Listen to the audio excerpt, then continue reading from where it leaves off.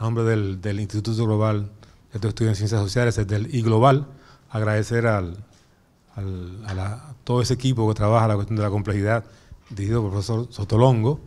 Este creo que es el 8º coloquio que ha venido haciendo el área de investigaciones del IGlobal.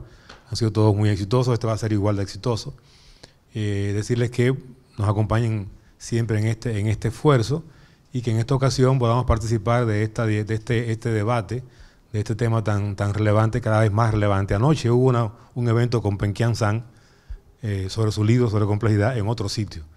De manera que el tema se está colocando en el debate intelectual en todas partes, y en este caso en República Dominicana, y parece ser que tiene importancia y relevancia desde el punto de vista de la ciencia y en este caso de las ciencias sociales. Así que nos invitamos a disfrutar de este coloquio con estos 4 panelistas que nos van a permitir pensar, debatir sobre el tema de la complejidad, que repito, parece ser un paradigma que se coloca cada vez más en la ciencia como algo que tiene riqueza y que puede permitirnos entender de más en más el presente. Así que bienvenidos, muchas gracias y buenas tardes.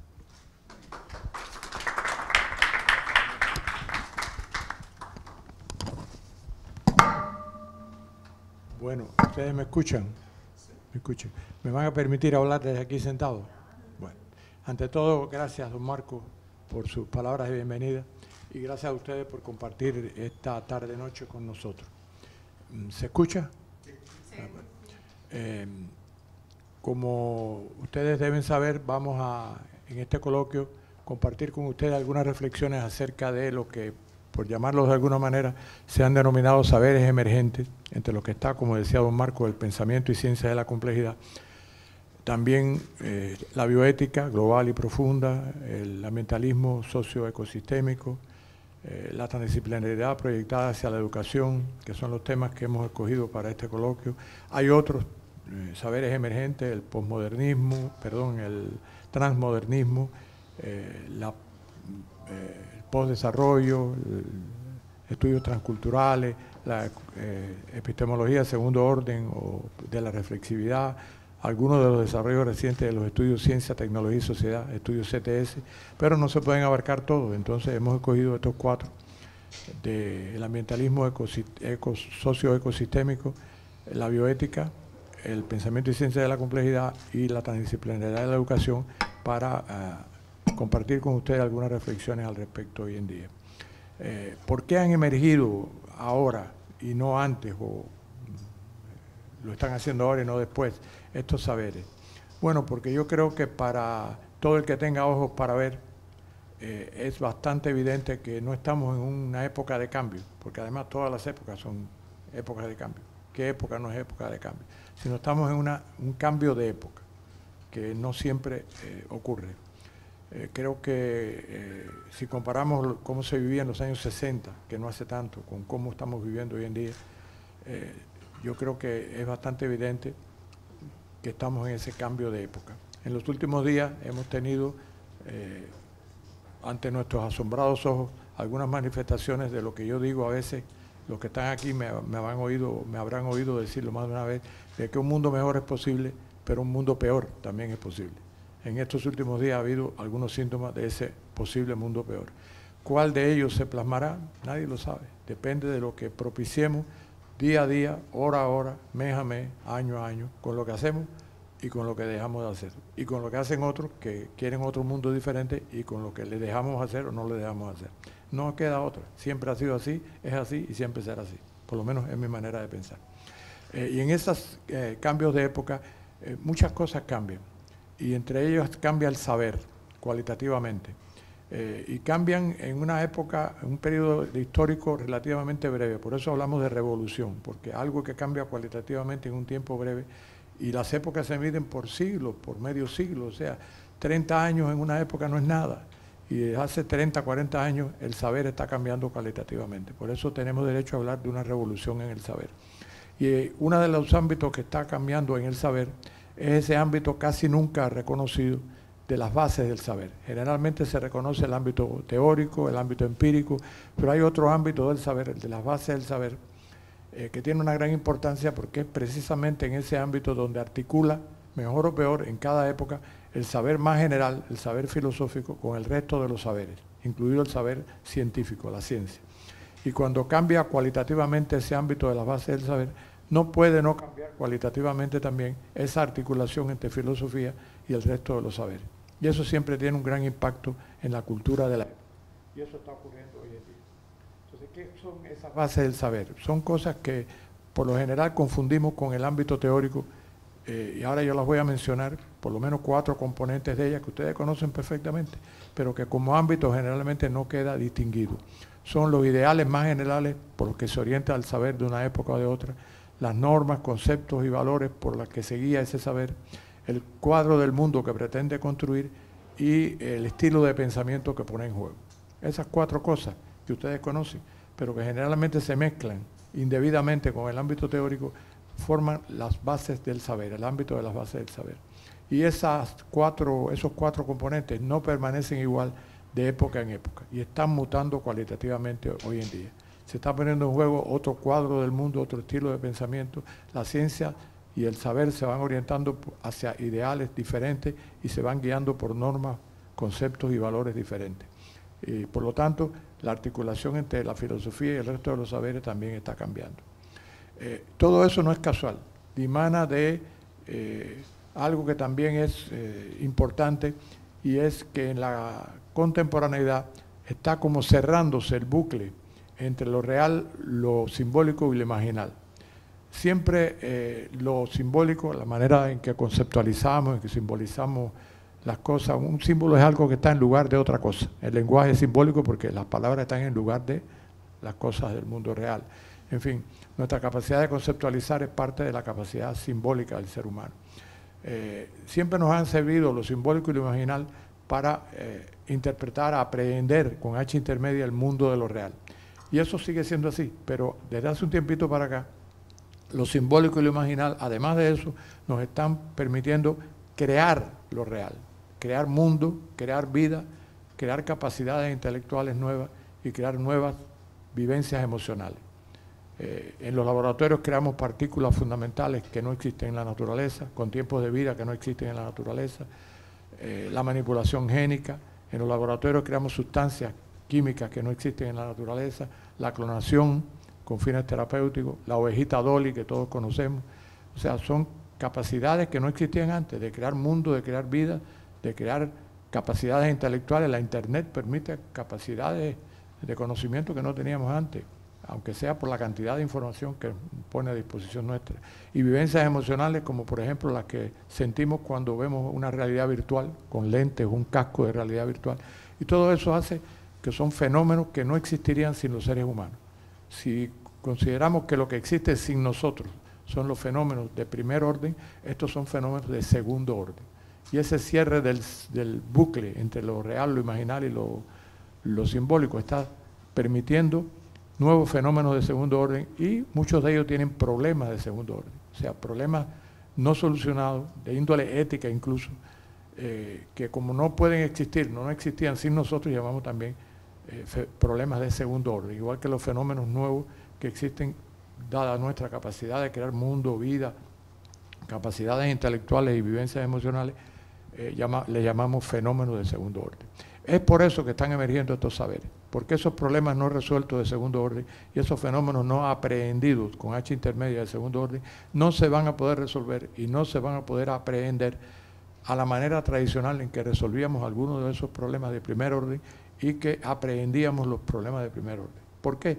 Porque las herramientas cognitivas con que resolvíamos aquellos problemas de primer orden y aprehendíamos aquellos fenómenos de primer orden eran analíticas, y siguen siéndolo, analíticas, lineales y disciplinares. Y para aprehender estos fenómenos de segundo orden y resolver mal que bien, aunque sea, estos problemas de segundo orden, van a hacer falta otras herramientas cognitivas. En lugar de analíticas holísticas, que no desmembran las globalidades, en lugar de lineales, pequeños cambios, siempre pequeñas consecuencias, no lineales, pequeños cambios, a veces enormes consecuencias. Y el saber va a quedar organizado transdisciplinarmente, no por disciplina. Es decir, se construyen cuerpos de saber como los que vamos a ver hoy, que tienen características similares a algunos en cuanto a la transdisciplinariedad, pero tienen también su especificidad. ¿Cuáles son estos saberes? Bueno, algunos de los que vamos a ver hoy: el pensamiento y ciencia de la complejidad, la bioética, el ambientalismo socioecosistémico, la transdisciplinaridad proyectada hacia la educación, otros que yo mencioné y que hemos tratado en otros coloquios. Todos ellos son holísticos, todos ellos son no lineales y todos ellos son transdisciplinarios. Especialmente en la ponencia de Olga, quizás en algunas otras también, vamos a ver características que comparten las transdisciplinas, pero las transdisciplinas tienen también cierta especificidad. En algunos casos esa especificidad viene del ámbito que trata. La bioética, ¿cuál es la especificidad de la transdisciplina de la bioética? Que trata problemas bioéticos, ¿no? Ya lo veremos en la intervención que yo intentaré hacer. ¿Cuál es la especificidad del ambientalismo ecosistémico? Bueno, que trata los problemas ambientales. La especificidad del pensamiento y ciencia de la complejidad es diferente. Se trata aquí no del ámbito que indaga, sino de cómo lo indaga, las estrategias de indagación que va construyendo. Y la especificidad de la transdisciplina compleja es que va desarrollando estrategias de indagación que después les aporta al ambientalismo holístico, a la bioética, a la docencia transdisciplinar, para estudiar lo que estudia, la bioética, los problemas bioéticos, el ambientalismo, los problemas ambientales, etcétera, como sistemas que evolucionan y se adaptan como dinámicas sistémico complejas, evolutivas y adaptativas. Si no se pertrechan con las herramientas de indagación que desarrolla el pensamiento y ciencia de la complejidad, pueden estudiar el ambiente, pueden estudiar la bioética, pueden estudiar lo que siempre han estudiado, pero no lo pueden estudiar como una dinámica sistémico compleja, adaptativa y evolutiva. No, esa es la especificidad del pensamiento y ciencia de la complejidad y de ahí su importancia. En las intervenciones de Olga, de Laura, de Carlos y la propia mía, vamos a tratar de llevarle al ánimo de ustedes algunas características de esos por lo menos 4 saberes emergentes que no han emergido por casualidad, sino dimanan de esta característica de la época contemporánea, de este cambio de época. En particular, Laura Rate es fundadora, aquí a mi derecha, y coordinadora de investigación y de cambio climático en la Fundación Plenitud. Ella va a compartir con ustedes algunas consideraciones acerca del ambientalismo socioecosistémico. A mi izquierda está Carlos Liriano, que es, Laura es bióloga, se me olvidó decirlo. Carlos es ingeniero químico, trabaja en la refinería Refidonza. Va a compartir con ustedes algunas consideraciones referentes al pensamiento y ciencia de la complejidad, en especial en una estrategia de indagación muy importante que está desarrollando ese campo, que es la modelación basada en agentes, que quiere decir que se modelan los procesos mientras emergen, cosa que la ciencia tradicional no podía hacer, o mientras se sumergen, mientras advienen a la existencia o mientras dejan de existir. La ciencia tradicional lo que modela son procesos ya existentes, pero no puede contestar a la pregunta cómo advino a la existencia y por qué eso y no otra cosa, ¿no? Estos modelos basados en agentes, de los cuales Carlos va a tratar, tienen esa potencialidad. Y en el caso de Olga Vasora, que está a mi extrema izquierda, ella es máster en educación, también ingeniera, y va a tratar sobre la transdisciplinaridad proyectada hacia la educación, con características de docencia transdisciplinar, también un campo, porque estos saberes que están mutando hay que impartirlos, hay que enseñarlos, y la propia enseñanza está mutando, porque son saberes nuevos que no pueden enseñarse de la misma manera que enseñamos los saberes analíticos, lineales y organizados disciplinarmente. Los 4, porque se me olvidó presentar al que más conozco, que es Sotolongo, que era físico hace muchos años, después fue filósofo y ahora es, en una palabrita que a mí no me gusta para nada, complejólogo. Eso, échenle la culpa a Carlos Maldonado, un colombiano, que dice que los que trabajamos la complejidad somos complejólogos, incluyéndolo a él. En fin, que ya yo no sé lo que soy. Y voy a compartir con ustedes algunas consideraciones sobre la bioética, porque yo pertenecí al Comité Nacional Cubano de Bioética, yo soy cubano, nadie es perfecto, y conozco algo de bioética. Entonces, los 4 pertenecemos al capítulo de complejidad RD. Carlos, aquí a mi izquierda, lo coordina. Durante mucho tiempo fue vicecoordinador. Mientras yo lo coordiné, yo pasé a ser asesor fundador del capítulo. Olga y Laura son también fundadoras del capítulo. Los 4 hemos terminado la especialidad y el diplomado de complejidad, como algunos que están sentados aquí, que me están mirando, y yo los estoy mirando, o las estoy mirando en estos momentos. En fin, si mi ánimo no es cansarlo, ya lo debo tener un poquito cansado, así que le doy la palabra a Laura, que va a ser la primera expositora, después Carlos y después Olga, y al final.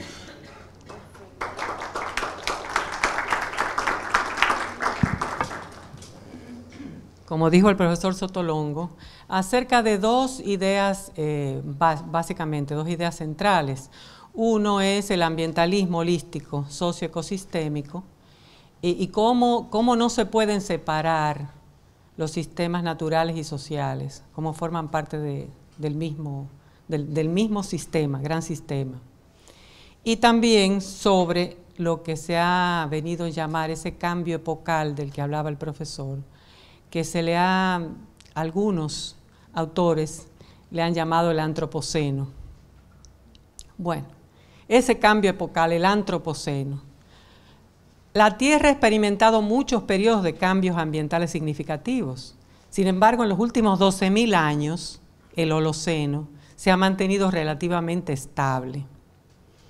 Pero dentro de ese periodo es que ha ocurrido la civilización humana, que se ha desarrollado y ha prosperado. Pero esta estabilidad se encuentra bajo amenaza desde la Revolución Industrial y muchos científicos están concordando con que le van a denominar a esta época el Antropoceno. Esta nueva era, los seres humanos constituyen el eje, el conductor dominante del cambio en el sistema Tierra, porque los cambios anteriores habían sido provocados por cambios de carácter natural, pero por eso se dice que se llama el Antropoceno porque los cambios están siendo ocasionados por el ser humano. Paul Crutzen, químico atmosférico y premio Nobel, fue que acuñó esta palabra, el Antropoceno. En este gráfico, ustedes pueden ver que está basado en la comparación de muestras atmosféricas contenidas, de muestras de hielo, de los últimos 400.000 años. Ahora, ¿cómo tenemos data de hace 400.000 años de la atmósfera? Pues sí, la podemos tener porque se hacen con unos tubos de hielo, se excavan en los polos y se pueden sacar gotitas de aire de esa época, de esa edad. Entonces tenemos mediciones, no son modelos, no, medido. Tenemos medido 400.000 años. Y ustedes pueden ver ahí cómo en una relativa estabilidad en los últimos 400.000 años y cómo se dispara a partir de los 1900 en adelante. Y si lo vemos aquí, vemos cómo ese cambio del dióxido de carbono atmosférico concuerda con el aumento de la temperatura. Por lo tanto, es muy difícil, y usted lo puede superponer una y otra gráfica, es muy difícil decir que no se debe, que el aumento de la temperatura no tiene un origen antropogénico.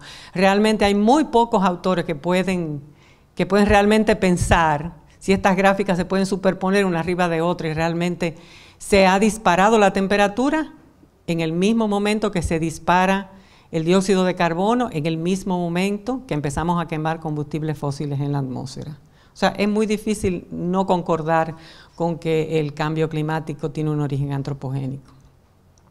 Entonces, esa interdependencia entre los seres humanos y los ecosistemas es una red de relaciones indisoluble, no podemos separar esas dos cosas.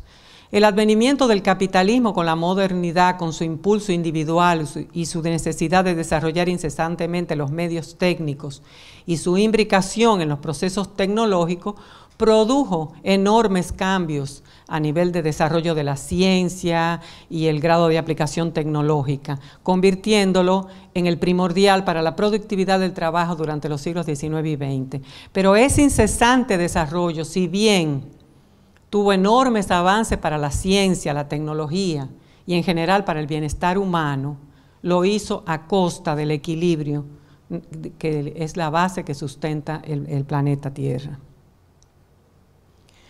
En esto no quiero que lean porque está chiquito, pero aquí ustedes lo que pueden ver es esas interrelaciones complejas, esa es la dinámica compleja del cambio climático.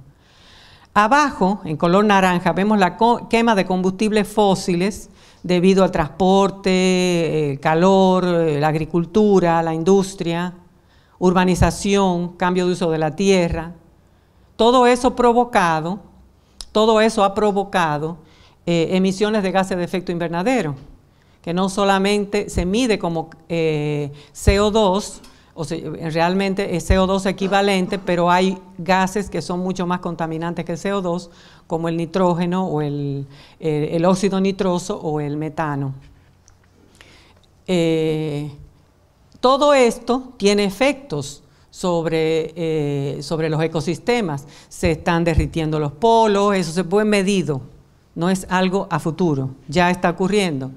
Hay cambios abruptos de temperatura, o ya sea heladas o aumento increíble de calor, como vemos que este año se han batido todos los récords de calor en el mundo.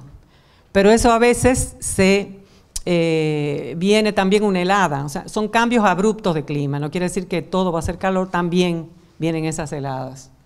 Cambios en las precipitaciones, y todo eso provoca sobre los sistemas humanos desastres, ya sea por sequía, ya sea por inundaciones, aumento del nivel del mar, por ejemplo las enfermedades, que emergen nuevas enfermedades, etcétera. Es decir, todos estos procesos interdependientes entre los sistemas naturales y humanos, no podemos separar uno de otro. Esas relaciones complejas entre los sistemas ecológicos, sociales y económicos durante el siglo XX, caracterizado por la forma de producir, la forma de circular, la forma de consumir, las formas de distribuir la riqueza generada, todo eso produce emisiones de gases antropógenas, de efecto invernadero y desastres climáticos, traducidas en también inequidad, pobreza, riqueza de unos a costa de los recursos naturales de otros. Este estudio se hizo, el Instituto de Geociencias de la Unión Europea acaba de publicar un estudio que se examina cuáles serían los impactos de que la temperatura pase del 1.5 frente a un aumento de la temperatura de 2 grados a finales de siglo. Fíjense que ya estamos a ese nivel, o sea, ya hemos pasado el 1.5. Estamos cerca del 2.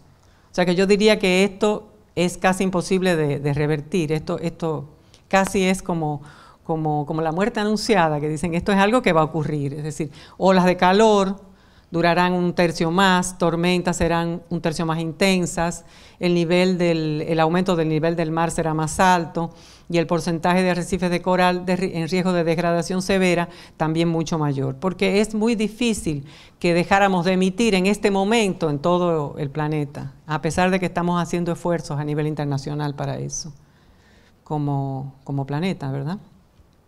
Con respecto a la seguridad alimentaria, se incrementa la demanda, se limita la producción, población en aumento, alimentos convertidos en combustible, tierras destinadas a alimentos para ganado, suelos erosionados, en la parte de la producción, suelos erosionados, acuíferos disminuidos, temperaturas en aumento, plagas resistentes y mutando. Es decir, como ustedes ven aquí, la parte ambiental y social no pudiera ser disociada y no pudiera ser ni siquiera estudiada ni considerada de manera separada. Las causas subyacentes, sistemas sobreexplotados, sobrepesca. El 80% de las pesquerías oceánicas están explotadas por encima del rendimiento sostenible. Exceso de pastoreo. La población mundial de ganado de pastoreo creció de una forma exponencial a partir de 1960. La deforestación por el cambio de uso de la tierra para dedicarla a la agricultura. Cultivos excesivos, extracción excesiva. Sobre todo, por ejemplo, el agua, un problema crítico de la humanidad. Pero el planeta tiene límites, no puede seguir creciendo a un ritmo exponencial, porque el planeta tiene límites biofísicos. Esos límites biofísicos, el espacio seguro y justo para la humanidad y el desarrollo económico inclusivo y sostenible depende de esa base biofísica de los recursos naturales que tienen un límite planetario. Y esos límites se están cruzando, por ejemplo, con el cambio climático. Ya vimos que el aumento de la temperatura provocado por los gases de efecto invernadero están ya a un nivel que si no se toma alguna medida pudieran provocar cambios en los ecosistemas de manera prácticamente irreversible, como por ejemplo pudiera ser el derretimiento de los polos, si se llegaran a derretir y el permafrost, por ejemplo, y pudiera salir todo el metano, que es mucho más contaminante, y eso provocaría un aumento rapidísimo también de los gases de efecto invernadero y por lo tanto del calentamiento. Es decir, que eso no es algo que va gradual, puede dispararse de manera, vamos a decir, de un punto a otro de manera enorme. Uno de los más preocupantes es la pérdida de la biodiversidad. ¿Por qué? Porque estamos perdiendo vida. Es decir, la vida de la Tierra que ha producido toda esa variedad enorme de posibilidades, no solamente, ¿qué es eso? Son posibilidades. Esas posibilidades están disminuyendo cada vez más. Y recuérdense que dependemos de eso para alimentarnos, dependemos de la biodiversidad para alimentarnos. Y eso está disminuyendo de una forma dramática, irreversible y dramática. Y luego también el flujo biogeoquímico del nitrógeno. Es otra cuestión completamente fuera de control, que pudiera llegar a provocar, que está provocando de hecho, y eso debido a los fertilizantes y a los agroquímicos que estamos lanzando en el suelo, están envenenando los cuerpos de agua subterráneos, superficiales y el mar. Concomitantemente con todos estos cambios ambientales globales, está ocurriendo la cuarta revolución, lo que se ha llamado la cuarta revolución industrial o los sistemas ciberfísicos. Ya saben que pasó desde los 1700 de la producción mecánica, luego más adelante la división del trabajo, la electricidad, la producción en masa, luego vemos por los 60 todo el surgimiento de la electrónica, la producción automatizada, pero ahora estamos comenzando una nueva época, esos sistemas ciberfísicos. Y esto así porque la velocidad y el alcance y el impacto sobre los sistemas que esto tiene, la velocidad de esos avances actuales no tiene precedente histórico, inclusive cuando se compara con las anteriores revoluciones industriales. La cuarta está evolucionando exponencialmente en lugar de un ritmo lineal. Y la amplitud y profundidad de estos cambios anuncian una transformación de sistemas enteros de producción, gestión y gobernabilidad. Incluso el profesor nos habla mucho de cómo ha evolucionado el trabajo. La gente está quedándose sin trabajo precisamente por toda esa automatización, o por lo menos estamos en ese proceso de cambio que pudiera dar lugar a que cambie esa manera. Estamos por lo menos en esa reacomodación que pudiera dar lugar, si somos optimistas, en pensar que pudiera reacomodarse de una manera diferente como lo hemos venido haciendo. Entonces, esta cuarta revolución industrial, por ejemplo, si vemos la inteligencia artificial, las redes neuronales están cambiando el Internet, inspiradas en las redes de neuronas dentro del cerebro humano. Estos modelos matemáticos profundos pueden aprender tareas mediante el análisis de enormes cantidades de datos. Vemos carros y aviones no tripulados, vemos algoritmos para predecir intereses culturales, tecnología de fabricación digital interactuando con el mundo biológico, biología sintética, simbiosis entre microorganismos en nuestros cuerpos, productos que consumimos e incluso edificios que habitamos. La convergencia CTS, que habló el profesor, conocimiento, tecnología y sociedad, compatibilidad y sinergia e integración mutua entre esta parte cibernética, digamos, y biológica. Y para ello se necesita trascender hacia la transdisciplina. Una disciplina no puede aprender todos estos cambios y todos estos conocimientos nuevos. El informe de riesgos globales del 2016, realizado por el Foro Económico Mundial, dice que este año se caracteriza, 2016, más muros, más calentamiento y menos agua, un mundo en riesgo. El riesgo que han dicho de mayor impacto potencial ha resultado ser justamente la falta de mitigación y adaptación al cambio climático. Y es la primera vez que el informe del Foro Económico Mundial se enfoca en cuestiones de carácter ambiental. Y este año los participantes consideraron que puede causar más daño que las armas de destrucción masiva, que la crisis. En segundo lugar están las armas de destrucción masiva, en tercero el agua, y luego las migraciones involuntarias a gran escala y un importante shock en el precio de la energía, el quinto. Esos son los de mayor impacto, pero los que dijeron que era más posible que ocurran son las migraciones involuntarias a gran escala, y eso lo estamos viendo. Seguida de fenómenos meteorológicos extremos, luego la falta de mitigación y adaptación al cambio climático, luego conflicto interestatal con consecuencias regionales, y por último los grandes desastres naturales. El mapa de interconexión de riesgos globales, como ustedes pueden ver, los riesgos ambientales, sociales, tecnológicos, geopolíticos y económicos no se pueden considerar por separado. No se puede separar el ambiente y la sociedad.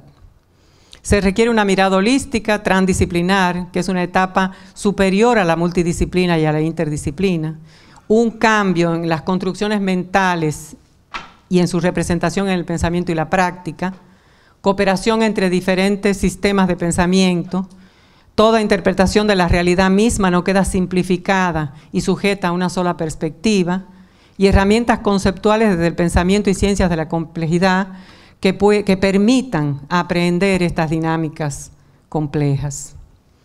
Algunos puntos de luz, que quizá ustedes piensen, bueno, un poco tímido, pero bueno, esto lo dice la CEPAL. El estilo dominante muestra señales de agotamiento y amenaza los recursos comunes y el bienestar de las generaciones futuras. Al mismo tiempo emerge en el sistema internacional un nuevo consenso en torno a una trayectoria diferente que enfatiza el combate de la desigualdad y la protección del medio ambiente. Se refiere a la Agenda 2030 para el Desarrollo Sostenible, los Objetivos de Desarrollo Sostenible. Y constituye esto un avance político y conceptual. Aunque yo puse ahí que es necesario, pero no suficiente, pero es un avance. Los sistemas bióticos con valor en sí mismo y no solo con relación al ser humano, que es parte de esa naturaleza como un todo. Algunos pensadores que han aportado a este pensamiento del ambientalismo holístico, tenemos a Schumacher, Arne Naess, Stuart Kauffman, Frillo Capra, Enrique Leff, que estuvo aquí, por cierto, en nuestra especialidad. La ecología profunda, una mirada desde la bioética. El filósofo noruego Arne Naess, creador del concepto de la ecología profunda, se inspira en una obra de Rachel Carson, de La Primavera Silenciosa, que es una de las primeras personas que dan cuenta de los daños que hace el DDT sobre los sistemas humanos, es decir, estamos fumigando, pero a la vez nos estamos envenenando. Considera al ser humano en la naturaleza en igualdad de condiciones y de derechos y cuestiona la forma en que la vida moderna, de la vida moderna, e insta a cuestionar los supuestos de la sociedad con crecimiento económico a toda costa, propiciando una nueva manera de ver la ciencia, la política, la educación y la espiritualidad, fomentando un respeto generalizado hacia la vida. Es decir, que todo llega a ser una cuestión de ética, las personas y los valores. Al final, todo se reduce a las personas y a los valores. Necesitamos dar forma a un futuro que funcione para todos, poner a la gente primero, dándoles el poder. En su forma más pesimista, deshumanizada, la cuarta revolución industrial puede tener el potencial de robotizar la humanidad y por lo tanto privarnos de nuestro corazón y alma. Sin embargo, como complemento de las mejores partes de la naturaleza humana, la creatividad, la empatía, la corresponsabilidad, sino también puede levantar a la humanidad a una nueva conciencia colectiva y moral basada en un sentido compartido de destino. Y es responsabilidad de todos nosotros asegurarnos que esta última prevalezca. Entonces, los dejo con esta pregunta. ¿Podría el antropoceno estimular una visión verdaderamente crítica y transdisciplinaria? La comprensión del cambio epocal de los seres humanos requiere una exploración de los vínculos entre aspectos tales como colonialismo, capitalismo, tecnología, clima, ciclos biogeoquímicos, el uso de la tierra. Esto simplemente no es combinar conocimientos de las disciplinas existentes. En su lugar, tiene que trascender las fronteras disciplinarias para desarrollar nuevos marcos conceptuales e ideas. Y más que cualquier otro concepto en la historia reciente, incluyendo la sostenibilidad, el antropoceno podría provocar cambios innovadores y duraderos en la producción del conocimiento. Muchas gracias. Bien, mi presentación, como dijo el profesor Sotolongo, se llama Sistemas Complejos, Interacciones Complejas y Modelación Basada en Agentes. A mí se me dijo que esta aula tenía muchísima luz y que trajera una presentación con mucho contraste. Entonces hice una maldad y la puse con el contraste más impresionante que pude.